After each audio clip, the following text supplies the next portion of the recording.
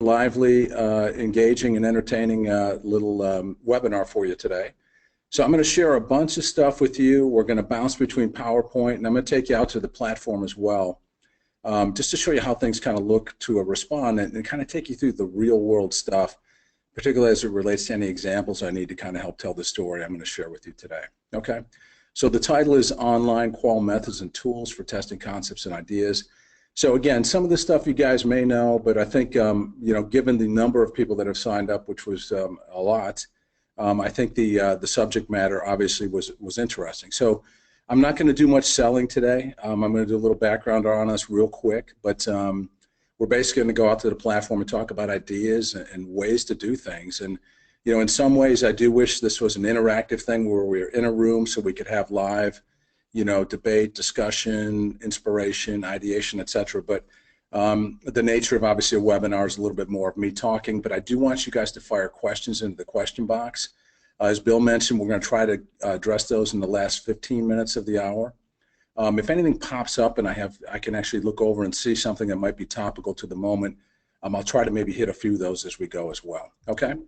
So with that said, let's jump onto my PowerPoint.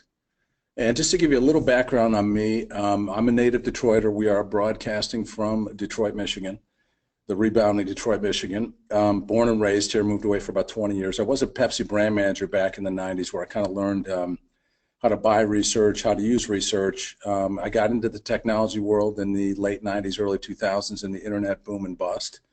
And, from then I went into moderating. So I was a consultant myself.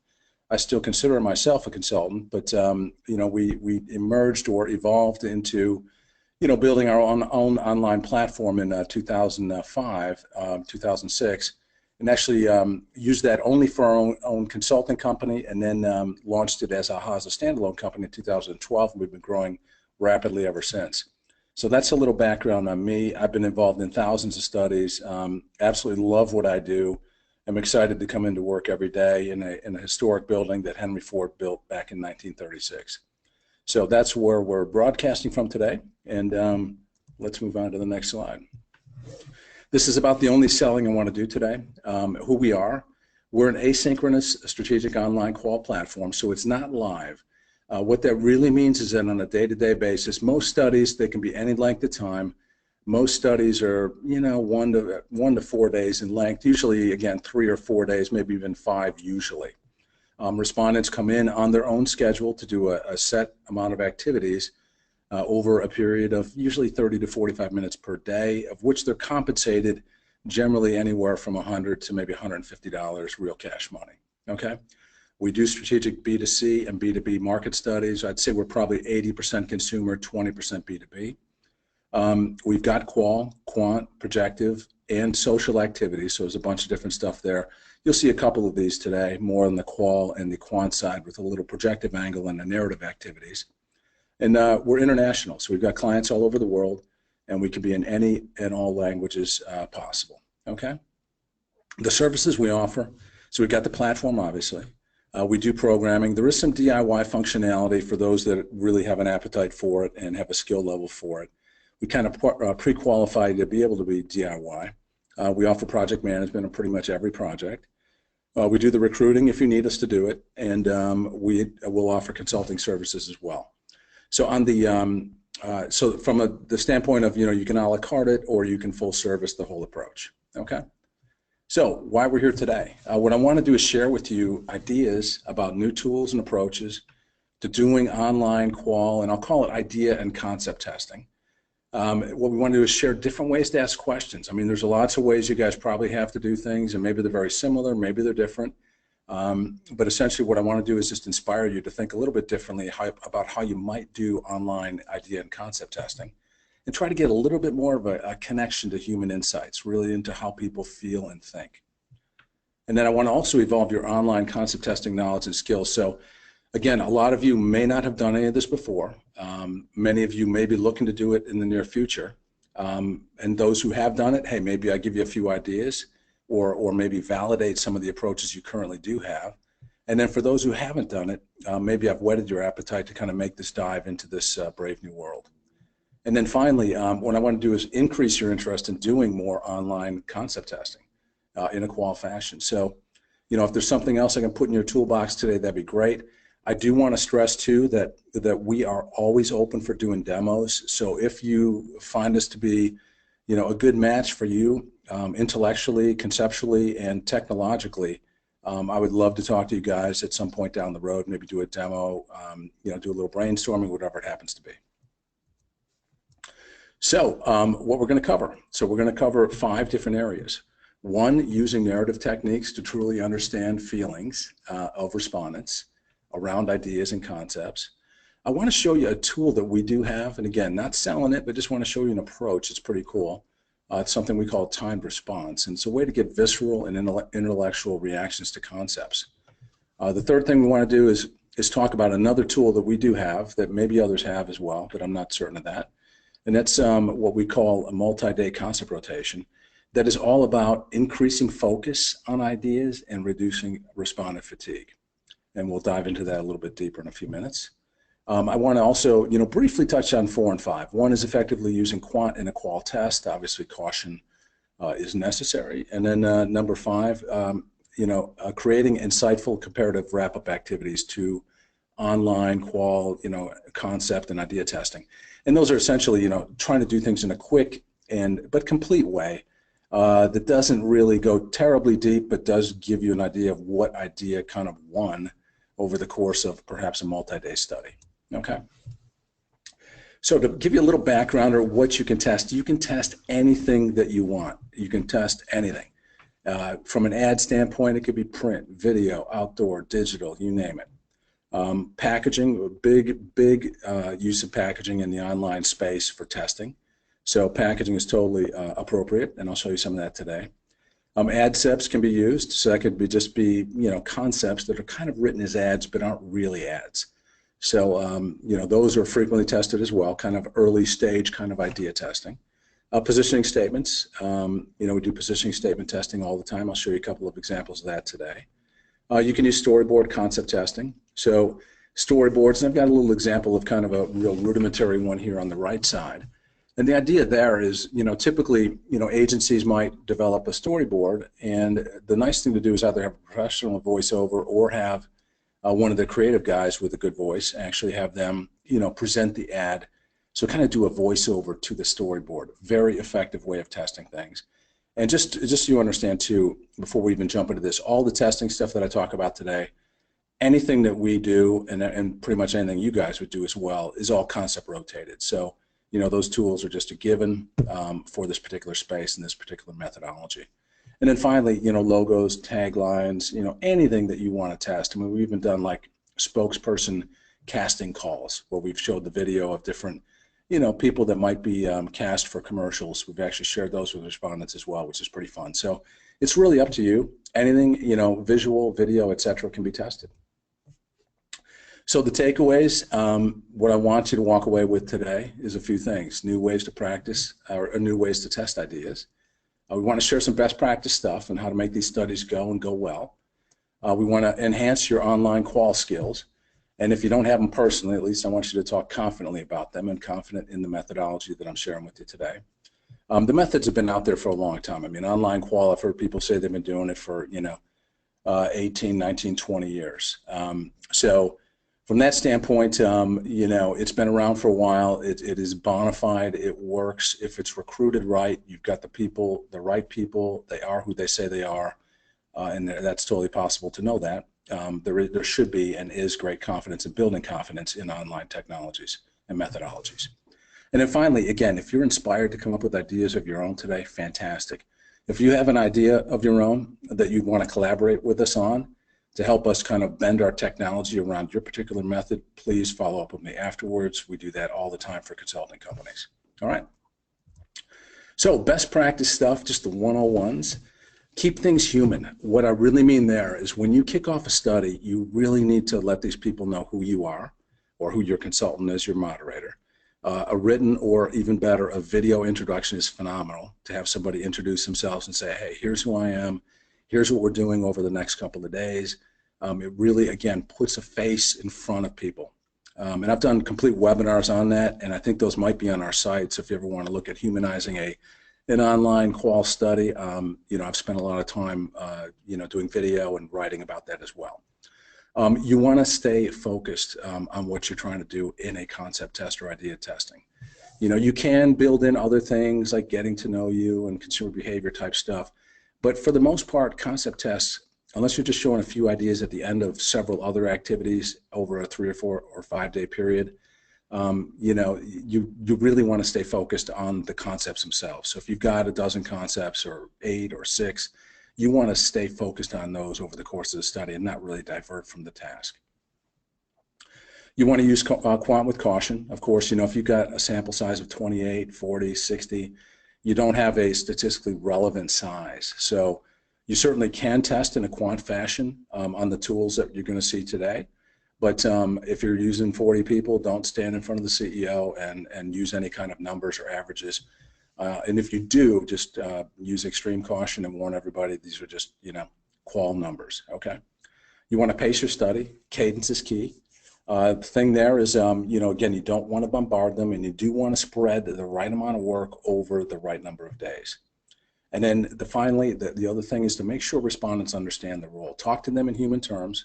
Again, that intro up front is great. Communication on a daily basis through a messaging system is a great idea.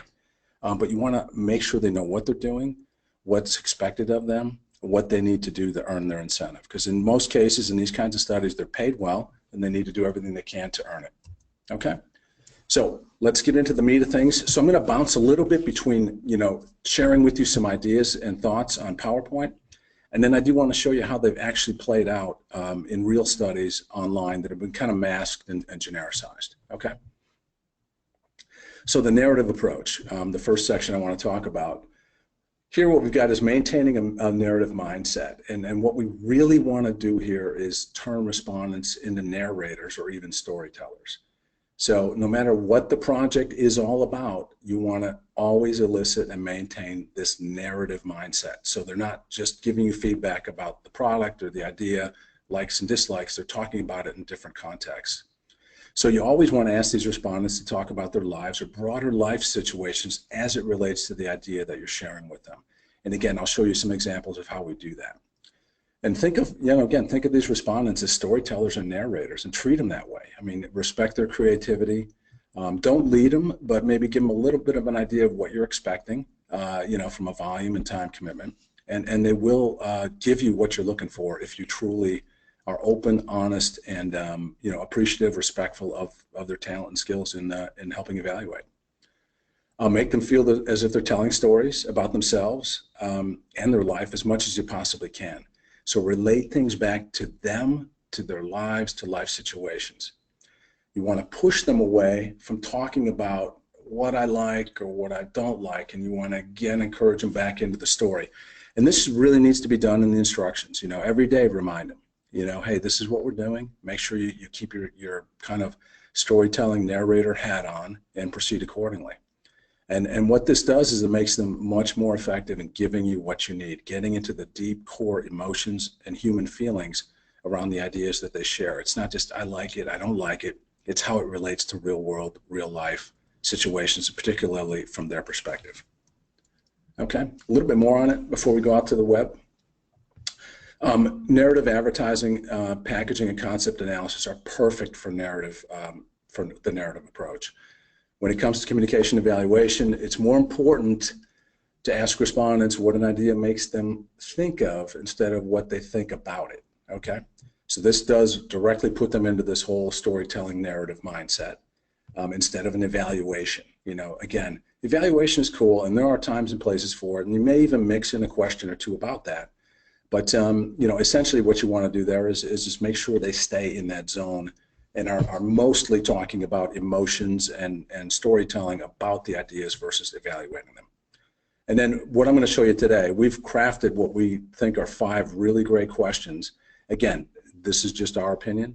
You guys can use it as inspiration, validation, or you can think of something completely different or debate us on it. But essentially there's 5 questions I'm going to show you in a few of these studies that help us understand how communication will fit into the narrative of these people's lives. And then finally, we analyze what they write, or recommend you analyze what they write, and how much they write or talk without ever asking their opinion about the idea itself. And we feel this is the more open, honest feedback that you get that, again, gives you more of a human, real-world connection about concepts and ideas. Okay? So with that, I'm going to slide over, and hopefully this is smooth.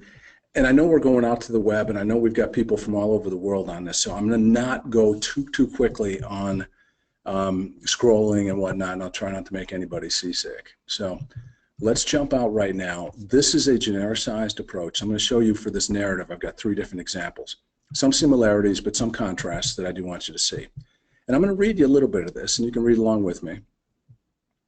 But the key thing here, and again, I've skipped some of the setup on this, but if you see here, reaction to message statements, and I've just got generic boxes here, placeholders. But this reaction to message statements, here's the little bit of an explanation up front to kind of get them, in the right mindset. And again, we do a little bit more usually up front to this. So I'll read this to you directly. It's important that you provide a thorough response to each of the questions for all activities. We are much more interested in you providing in-depth and thoughtful answers. Please consider all aspects of how you feel about the XYZ brand and the idea that is presented to you. And then we give them even a little benchmark. Each answer should be at least a short paragraph in length.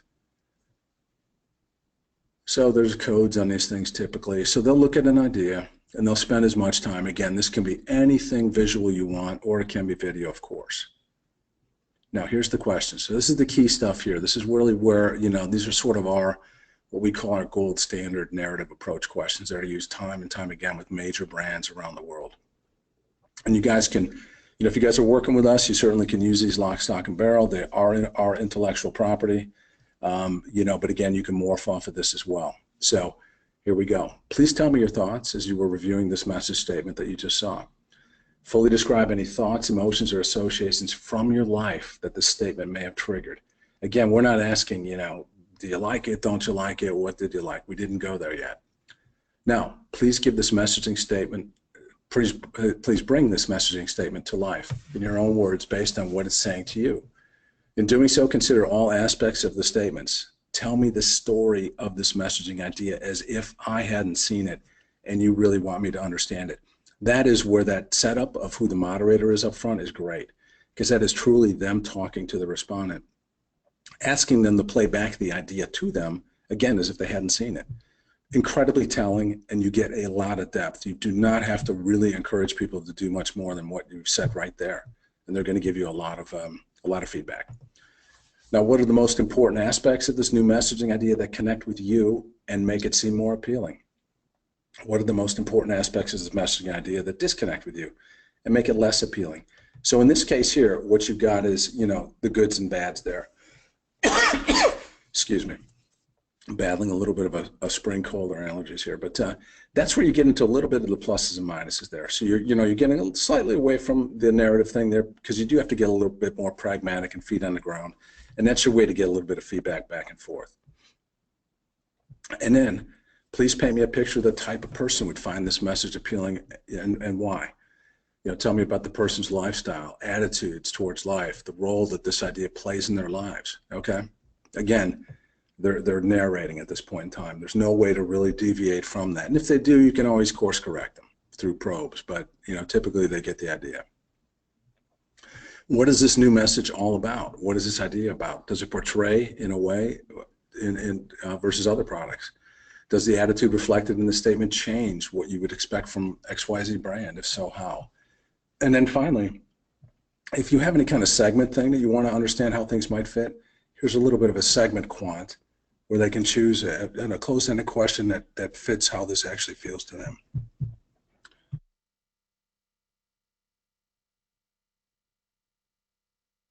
So again, excuse me, a little bit of a cough there, frog in my throat. So on this one here, you can drop in some quant, and I'll show you some other examples of doing that, but this is a great example of how you can kind of, again, if you've got segments that you've created and you want to see how this idea might fit into those different segments, this is a great way to do it.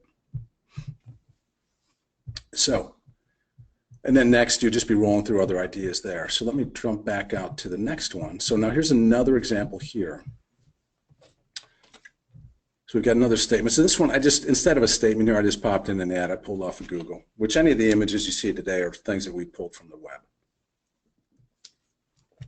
simply Google searches. So consider this as any kind of an idea presented. I just want to give it a little bit more sex appeal. So here, please tell me your thoughts as you were reviewing this messaging statement. Same thing, kind of describe thoughts, emotions, associations from your life that this statement may have triggered. Now, same thing here. I think this is very similar. So the approach here, bring this idea into kind of a story, playing back to the moderators to what it's all about. What do they like? What don't they like? Again, paint the picture. What's the idea all about? How does it portray the brand in a unique way versus other products? Again, this is very similar, a little bit more custom than what the other idea was, but very similar. And then finally, I want to take you out to one that's specific to packaging, okay? So in this one here, what we're going to do is we're going to start with a general question. In this case, they know what brand we're talking about. So it's going to be, hey, give us your thoughts on Chevy, okay? So before we start showing the package designs, we'd like to know what comes to mind when you think of Chevy, for instance. Now, in the space below, please list everything that comes to mind when you think about the brand, include thoughts, feelings, anything that you associate with it. So we're not showing them an idea yet. So again, just trying to give you a sense of some mix and match of different approaches and ideas. So that just starts with kind of a precursor. Okay, what do you think about the brand? And again, if you're doing competitive products, go through the competitive products this way. So now we've got the package. So now we're going to show packaging. Again, just consider this being a packaging study. Now, packaging uses words, pictures, graphics, color, blah, blah, blah, to communicate ideas about the products and brands. So we give them a little setup. Here's what we want to understand. Here's what we want you to think about as you go through this. And then they'll click next. And then here I bring up a little bit of a Starbucks package, something near and dear to my heart. It's my morning French roast. All right, so what we've got here, so we show the package. They can look at it as long as they want. So in the space below, tell the story. This package communicates to you about the brand. Please be as descriptive as possible. To be clear, we don't want you to evaluate the package at this point. So that's really clear. Again, speak to them in plain speak, in personal speak, respectful speak, but you definitely want to make sure they're on task. So tell us about, what you think about the package. Don't tell us, that you like it or you don't like it at this point. We don't need to know if you like it or not. We just want to tell you to tell the story that the package communicates to you about the brand. What are the most important aspects? Now we're getting a little bit about what you like and what you don't like. So what's meaningful, what's not meaningful, what connects, what doesn't connect.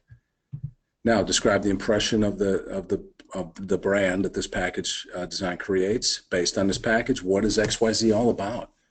What does it stand for or represent? So again, narrative type questions. Describe how, if at all, the impression of XYZ brand, like Starbucks, created by this package design is different than the impression of Starbucks before you did this study.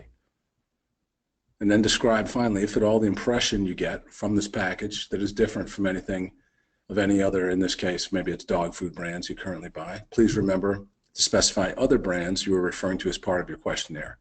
So again, this is just another way of kind of, asking a nice set of questions.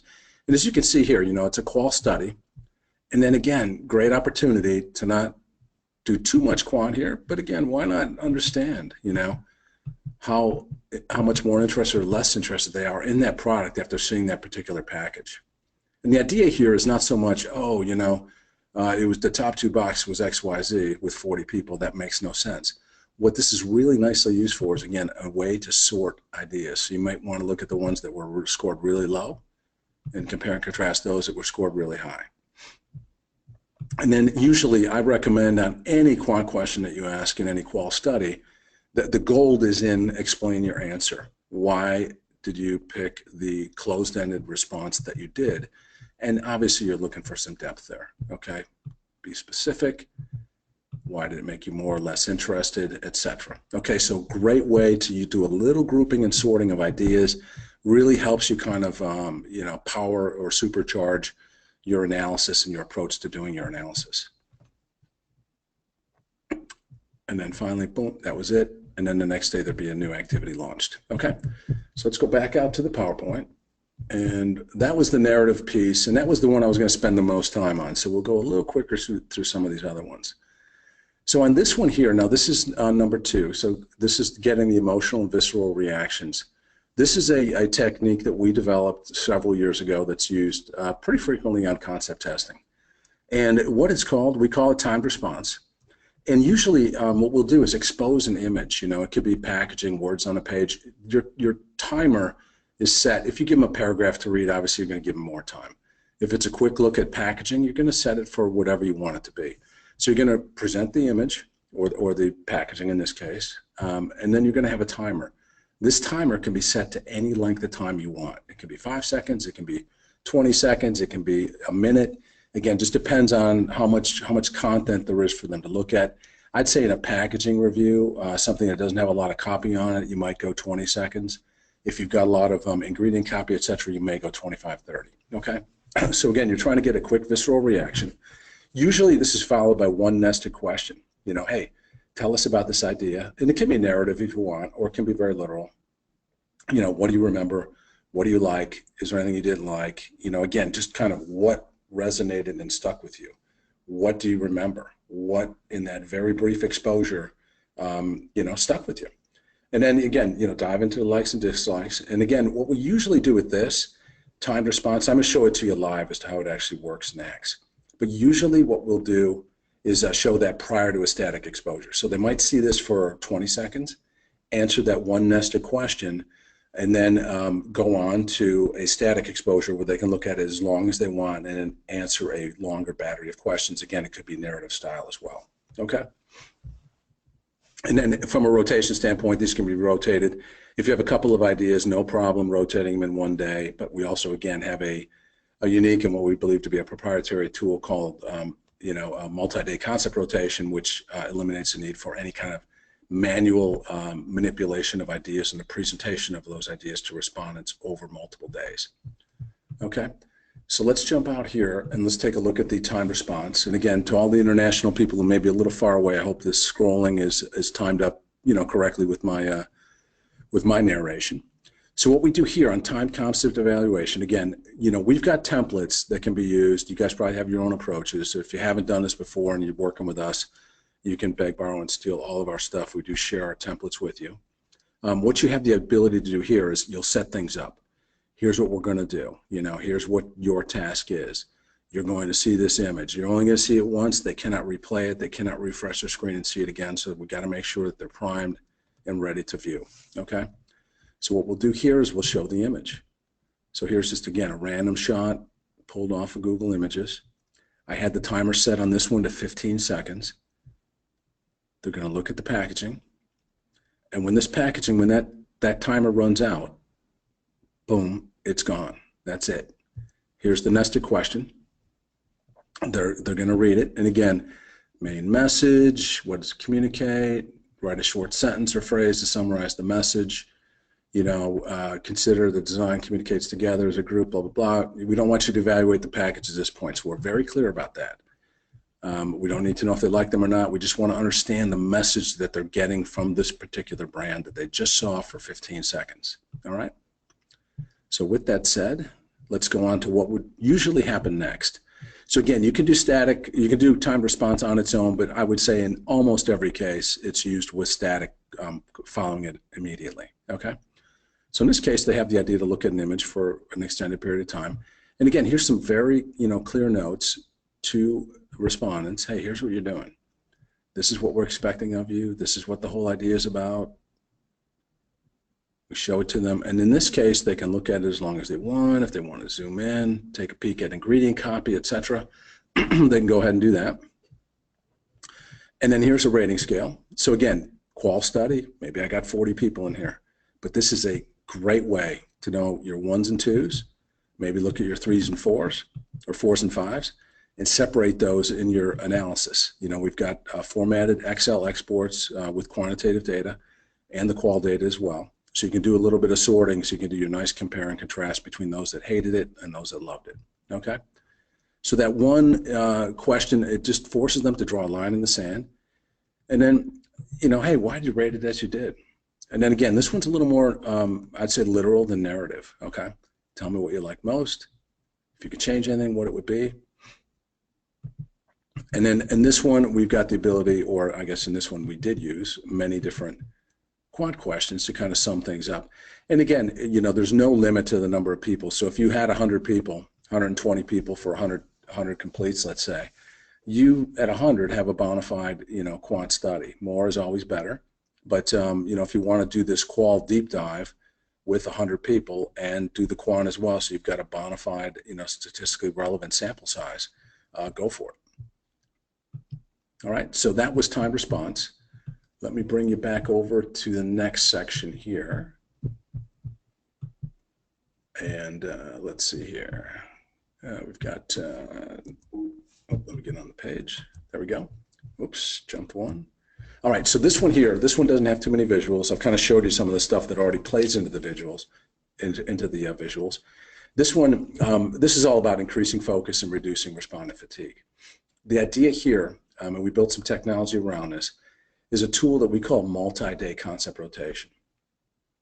And the whole idea here is that we strongly feel that if you're going to do a deep dive qual, especially that narrative approach that we showed you, showing more than 2 concepts per day is fatiguing. It's fatiguing, it leads to blur. 2 concepts done properly, narrative fashion in one day, at least 30 minutes of time should be expected, 15 minutes on each idea. Maybe a little bit less, maybe a little bit more. And we've got timers that tell us exactly how long people spend on each particular concept and each idea and each activity. So 2 is our limit. 3 you can do. You know, you could always push us and say this is what we want to do, but we'll caution you that 2 being the gold standard, 3 being the outside, you know, amount of ideas you might want to show in one particular day. So if you have multiple ideas, you're going to spread those over, you know, 2, 3, 4 days. So the whole idea of multi-day concept rotation, what this allows us to do is electronically, we don't have to touch anything. We can rotate the concepts automatically across all the days of the study. And for instance, again, expose 2 per day in equal rotation against all respondents. Respondents are fresh each day as a result of this. They're coming in, they know their task, their mind is clear, they're not getting confused by what they saw in several other ideas, so they're giving you a nice, fresh set of eyes, a good approach, and it's a respected thing too. They like it. It's like you're not bombarding them with ideas, they actually look forward to it, it's fun, it's deep, engaging, and it really feels like you're respecting their ideas and their time. So for instance, if you have 6 ideas, you do 2 per day over 3 days, and then at the end of day 3, you might do a part B and have like a follow-up comparative, or you might, you know, as a day 4, throw in the comparative on day 4. And those don't have to be too deep. I'm going to show you a few examples of how you can do that as well. We usually recommend those are kind of, you know, light and breezy. You know, which one did you like best, and tell us why. And again, I'll show you a couple of examples of that in a second. So the whole net result of this, respondents are paced, they're fresh, they're clear each day, and they put a good solid effort into it. The studies that we run, and again, we've done just numerous online studies of this approach with multi-day concept rotation, and they are extremely rich for us from a researcher standpoint. Final point here, excuse me, manual rotation is dangerous in capital letters.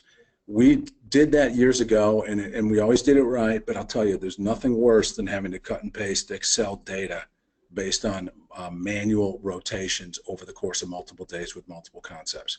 Very, very, very scary thing for anybody touching it. So always best not to have to literally touch the data in qual or quant, but definitely the manual rotation is a scary thing. And again, we've got this automated approach to doing it algorithmically and technologically on the back end. Easy for me to say. All right. So the 4th piece, again, we're effectively using quant in qual. I mean, I showed you a couple of examples of that, but you know, it is a qual study. Why use quant? Well, you know, first thing I want to say before we do this, I mentioned a little bit before, use the data with caution. If you got 28 people, don't be showing average numbers unless you really feel like it says something, and you know, you really feel you're not going to get embarrassed by the boss. So caveat the heck out of any numbers, quant numbers you might show from a smaller, not statistically relevant sample size. Okay. So the nice thing about using this stuff is it forces respondents to draw a line in the sand and sets up the next question. tell us why you rated the idea as you did. So the rating itself is telling, and again, draws that line in the sand, but then why did you rate it as you did is truly the, the gold. Okay, that's what you're really looking for, the whys, of course. That's why we're in Qual. Okay, it gives you a good start on your analysis sort. Again, I talked about this before, separating your ones from your twos. I don't know if you can see these very well. I did talk you through this before, but it's kind of, again, if you've got segments and you want to see what segment that idea kind of matches up with best, and again, if you know the segment of the respondent through an algorithm when you do the recruiting, it's even cooler to know how it does or does not fit. So you've got a few layers of analysis opportunities with you in this kind of an approach. And over on the right side here, just simple slider bar scales. So I'm sure on any platform, on ours for sure, but on all the other competitive platforms that you might use, you've got the ability to create a custom range. So if your client is a 1 to 7 person, 1 to 5, 0 to 100, -5 to +5, you've got the ability to customize that scale any which way you want. Let me just go take a look out at the web. I say Exhibit 4. Let's see if this is something new here and interesting. Okay, so time concept evaluation. I showed you that already. And again, this is just kind of reaffirm what I showed you before. So again, slider bar scale, open-ended questions, ability to ask as many quant questions as you want. So again, you've got that ability to use quant in your qual, but again, just use caveats, caution, etc. Okay? So then finally, let's roll out to some what I call wrap-up activities. Okay? So this is the ability. So at the end of, let's say, again, you do a 3-day study. You do, even if it's 1 day, at the end of a study where you're doing a lot of different things, not concept testing, and you want to share ideas, rotate those on the last day. A comparative activity is always great. But again, this is a standard approach. I'm going to show you a couple different ways of executing that. But it is a standard approach where you show all the ideas again, and they can be rotated. You can ask them to select the one they like the most, or to rank those ideas. On appeal or whatever factor you want to have them rank them on, or on multiple appeals, and I'll show you that. And then simply ask them to explain, why did you like that one the most? What was it about it that made that one rise to the top of the pile? Okay, so let's go back to the platform. And again, I really hope this is working for the international people who may be far, far away and have a slight delay on their GoToMeeting feed. So on this one here, let's see what this one brings us. So it's a comparative here, and again, we just pulled some fun stuff off the web. So it's like, hey, okay, let's say this is a package. It could be concepts, could be words on a page, logos, phrases, taglines, you name it. Okay.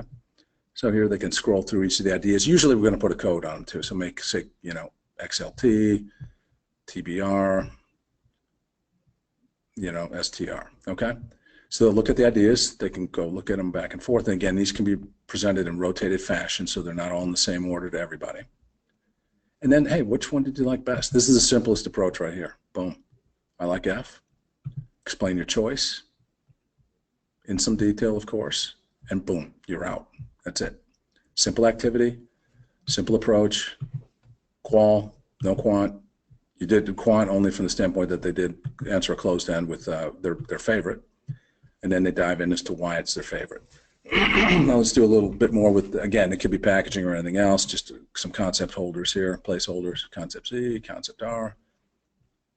Out of all designs, which does the best job of making this brand a brand that you'd be proud to use? Okay, so a little different angle on this one. So we're kind of getting specific about, it being something around pride. Why did you choose this package design? Why does it do a better job than the others? Again, and then boom, which one does the best job at communicating? So this particular approach drives at a bunch of different attributes. And again, so it's which ones do you like based on brand that would make your dog happy and healthy, okay? Why did you choose this package design? Okay, so you can go in a little bit deeper on this last particular day. Why is this a brand that, high quality ingredients? So you can dive in on whatever features and attributes you want to see which one scored better. And again, why? Why? And finally, take a look at the current. Boom. Now we'd like to think about this new package design you chose. And the last question above, how would you compare against the current packaging design? Describe what impressions. Boom. What would happen if they switched? So what would the brand lose? Describe the impressions, if any, this brand stands to gain if it switches. So again, you get this approach where they've taken a completely unique and custom, study design angle to understand, how this particular, the features and attributes of the brand are played up by the packaging, how it compares to the old packaging. Okay. Excuse me. And then let's see the final one I have here. Let's see what I got here. So this is a little bit more visual for you, but you get an understanding. So what they did here, this, just to give you some new ideas or another angle here, this was a study where the first 3 days were all about, who these people are, humanizing segments, understanding competitive brand sets, doing some storytelling activities, some collaging, so there's a bunch of projective stuff in there. And then they thought, hey, on day 4, we've got some preliminary ideas that we haven't fleshed out yet into ads or anything else. So let's go ahead and let's present some ad sets. So they brought these ideas in. So they created these kind of, persona boards or mood boards, whatever you guys want to call them. They fleshed those out. And then say, pretty simple, hey, do you like this idea? And again, this was not necessarily a narrative approach there. This gets a little bit more into it. Tell us what this idea means to you in your own words. Try not to use car language as best you can. Okay, so staying out of the car realm. After reading this idea, did your overall impression of whatever go up or down?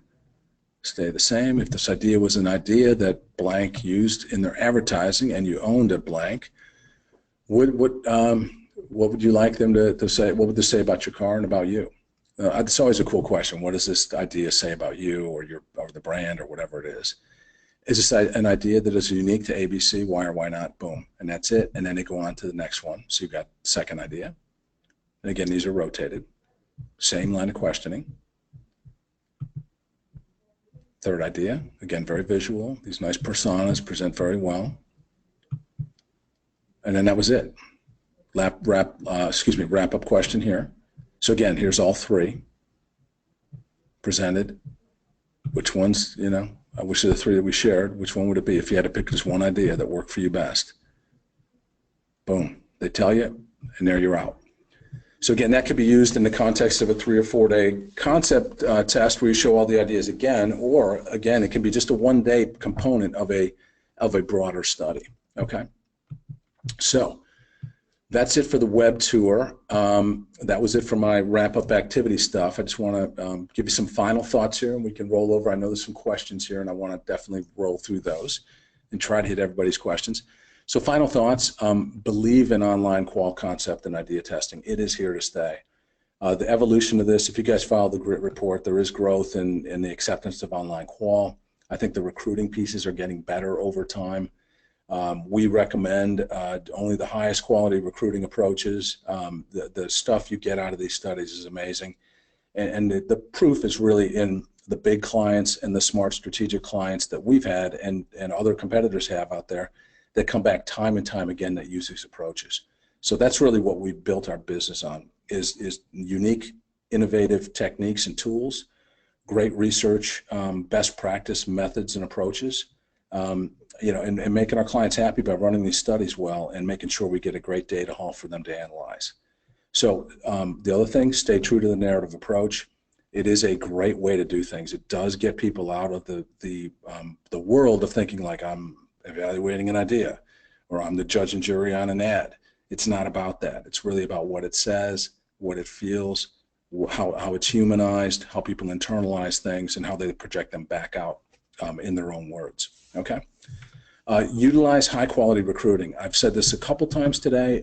There is just no doubt that you've got to get people that are qualified to do this, are screened in, are good, are who they say they are, and we'll put the time and commitment in. And again, we've got tools, and other people have tools and practices out there to get great participation.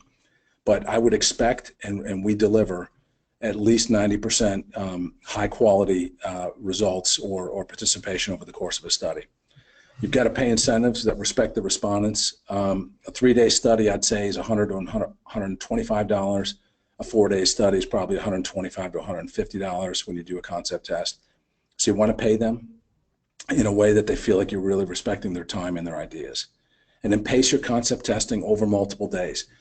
if you have a lot of concepts, it's not worth saving the money or going, if you need qual, don't go to a quant sample player on this stuff unless, you really know they're going to be able to bring you the right people.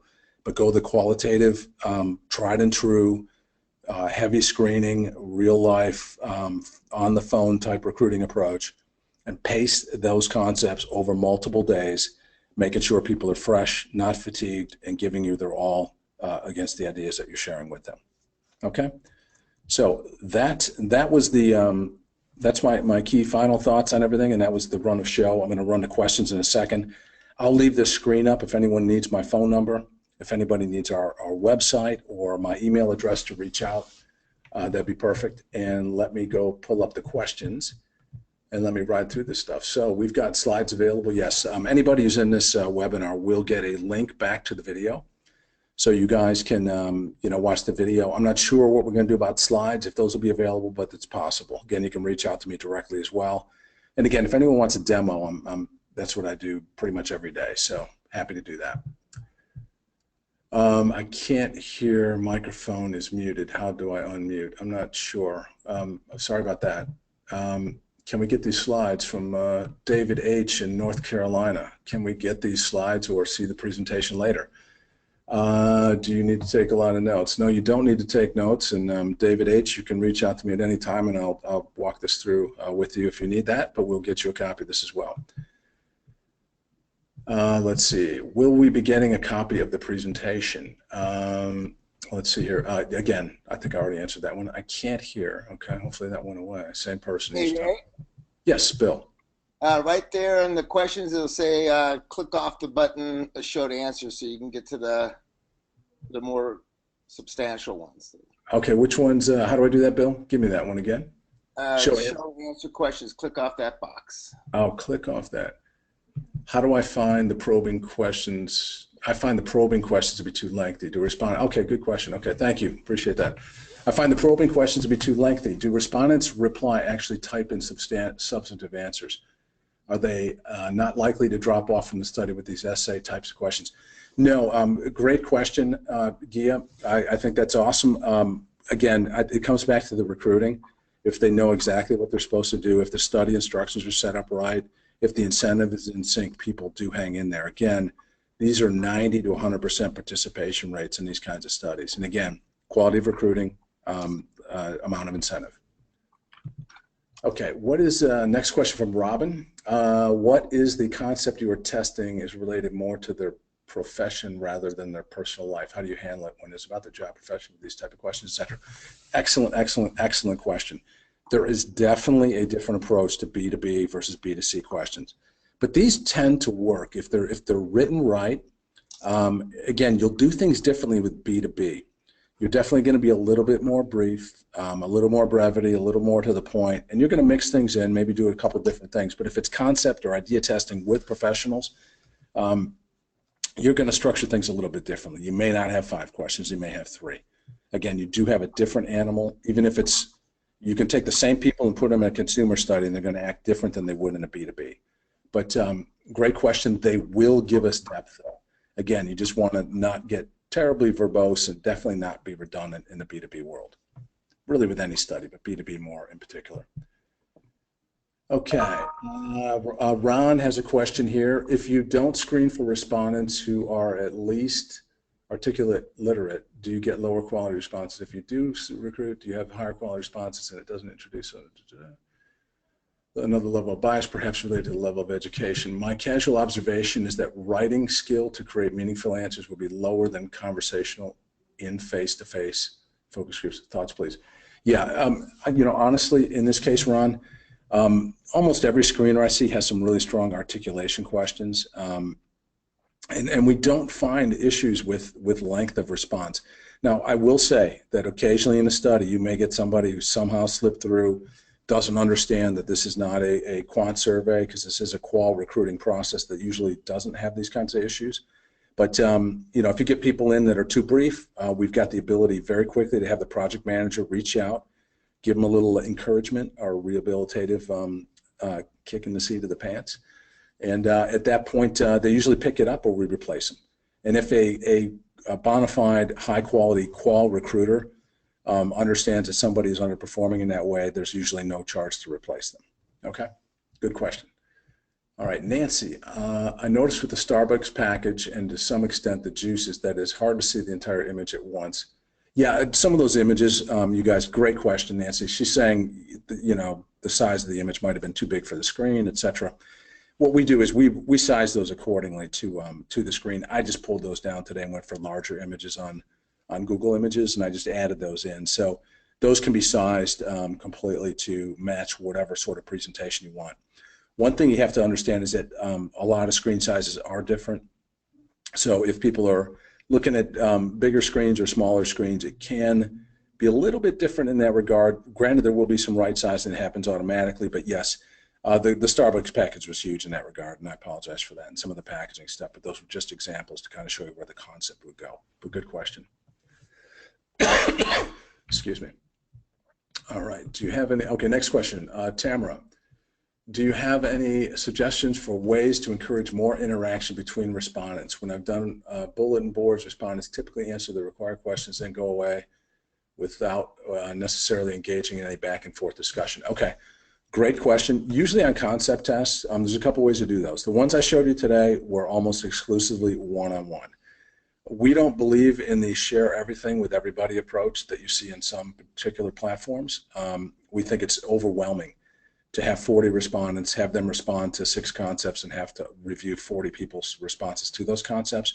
So in most cases, we are very strong about the methodology of it being one-on-one. However, we do have tools to present concepts in a group format where you can take an idea and actually have them go in and you know, do a group discussion around those ideas. And we have 3 different approaches for that. I didn't cover those today because I was kind of staying straight in on, you know, kind of one-on-one concept testing, but the ability is there to do that. And again, having everyone review everyone else's responses and answers is a lot of work. All right, Mark, what are typical response incentives, please? Okay, I think I covered that, but you know, a 3-day study, I'd say is $100 minimum, $125 is generous. 4-day study, $125 to $150. That should cover it. B2B, you might have to go a little bit higher. Okay, next question from Jenny. Does the electronic rotation allow for some customization? Maybe you want concept 1 to be first for all, then concepts 2 through 6. That can be custom coded. The natural rotation is for it to be the natural, actually, you know what, to your question, it can be easily done that way. We would just keep concept 1 out of the rotation and then put the other 5 in the rotation tool. So 1 would show up first, and then they could see a rotated 2 through 5 or 2 through 6. So that's not even a custom code situation. But if anyone else out there has any kind of approaches, methods that are near and dear to their hearts that they want to digitize, we will custom code to do that. So feel free to reach out to me on that. And again, we do that a lot for different people. Okay, Janet S., I know you. Okay, let's see your question. I noticed on the fruits comparative it asked which fits best with the test product. Can you do concept product fit testing? Do you send the product in advance and hope that, oh, yeah, absolutely. So yeah, home use test type stuff, Janet, do it all the time. So you can do it that way. So her question, I believe, is, yeah, it sounds more like a home use test question. If I'm wrong on that, Janet, please reach out to me separately and we can talk about that. We'd love to reconnect. So yeah, product can be sent in advance. So you can do things. We've done some very, very complicated 15 product, all rotated differently with codes. Everyone has specific instructions. Amazingly complex. It was a Chinese company that had a very specific methodology, and we custom coded to that. It cost them a little bit more to do it, but we did do it. So yes, that can be done. Kelly, are respondents screened for articulation? Yes. Yeah, word count. What is typical word count? We have a word count tool that could be used. We don't use it very often, but typically by asking them to do a short paragraph or a long paragraph or whatever, we usually can coach them into the right response levels. I don't have a word count average, but that typically works well that way. Okay. Kelly, another question. If only using AHA for the platform recruiting, but not what format are responses delivered? Responses can be analyzed on the platform, or they can be exported in a lot of different ways, in PDF or in Excel. beautifully formatted. You don't have to touch the formatting, frozen panes, columns, everything all teed up perfectly. All right, I'm going to go fast. We've got a bunch more and a couple of minutes left. Excuse me again. Isabel says, can respondents give their answers via audio in case they don't like typing? Yeah, usually it would be via video. If you wanted it by just audio, you could do that as well. Not a problem. Connie says, can you talk about incentives to get people to participate and also your experience of getting people to agree to do it and complete it? Yeah, the screening process, obviously the incentives I talked about, but agree to come. Yeah, once they get through the screener, they have agreed. We usually have some terms when they log in as well. Okay. Okay, Janet's asking a pricing question. Almost prefer to handle that offline, but I can certainly give you shed some light on it. Remind me of your pricing structure. 3-day board, 20 people in each set, so 40 people, 3-day board, just a suggested reference. Probably comes in somewhere, Janet, with programming, project management, and everything else between 3,400 and 4,000. That's not with recruiting. I think that hopefully helps you. It's 3,500 to 4,000 on that for 40 people in 3 days, okay? But Janet, if you want to cover that separately again, let's talk. Okay, Kristen, does your platform use your own panel or do you use outside vendors? We use a lot of different vendors, Kristen, so for recruiting, so it depends. We do have a quant approach, but you have to understand the pitfalls and the risks on that, which are not a big deal, but it just takes a little bit more work on our end, but it is cheaper to go that way. We think the people who come in through the bona fide qual recruiting methods are definitely better for sure. There's no question. The other quant sample tend to be people that want to check boxes. You can find some good ones. You just got to weed the bad ones out and understand you're going to have some waste there, and you just delete them. Okay. Karen, I'm interested to hear how you keep high-level B2B respondents engaged for many days. Great question, Karen. Real short, quick answer on that. A lot of times we might present 3 activities that might take them an hour and a half over the course of whatever time period. We might launch all 3 activities, let's say on a Monday, and say, hey, by Sunday night, please wrap these up. When you give them the respect of their time and you say, do these at your own convenience over the next 7 days, it's an amazing respect level thing, and they do participate well. Doctors, C-level people, etc. And your question about more dollars, yes, yes, and yes. You definitely have to pay them more. PowerPoint available. If you want to just shoot me an email, I can share with you this PowerPoint. I'd be happy to, but there will be a video as well, but the PowerPoint's fine. I'm sure we'll share that. I don't have any problem with that. All right, Mark, you answered this already. Thank you. Appreciate that. Good to hear from you again. David, how different if concepts are all words, like positioning statement? Yeah, just what we do there is we just format them in PowerPoint and make them look good. So they can be on dark backgrounds. So you guys can do it yourself. We can take it. We can make them look good. So the idea there is if you're just using an all-word kind of positioning concept or an idea, I prefer to make them look good, look all the same, but look good. So maybe dark background, white type, good font, etc. So yes, we can do that. Make it a little bit more interesting.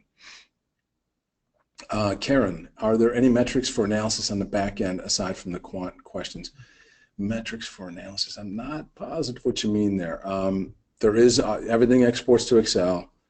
You can do some sorting and whatnot, of course. Any metrics for analysis? We don't have text analytics, if that's what you're referring to.